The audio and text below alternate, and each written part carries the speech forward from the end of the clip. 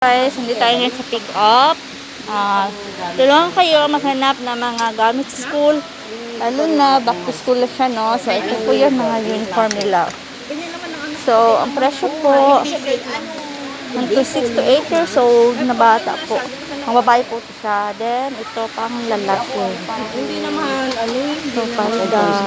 Hindi daw. Sigurado ka? Mantalong yung sabi nila. Tingnan natin ang presyo. Nung nakaraan sabi lang yun. Wala man yung bago na ang mag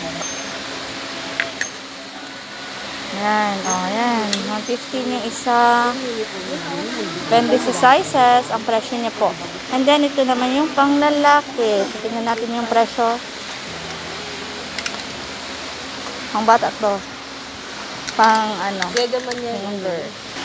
May mga polo. Sa murang halaga lang. 160. May 225. Depende sa klase. Yan, mga white. Plain white. Yan. Sa 135 pesos. Sa mga liit na bata, ayan. 7 pesos. To 120 pesos po. Yan. So, sana po nakatulong ang video ko nito para kahit paano magkaroon kayo ng pagpipilian. Gabay sa inyo para magbili at makatipid. So, ingat and God bless. Hindi na siya nag-ano kayo. Naiinitan niya siya.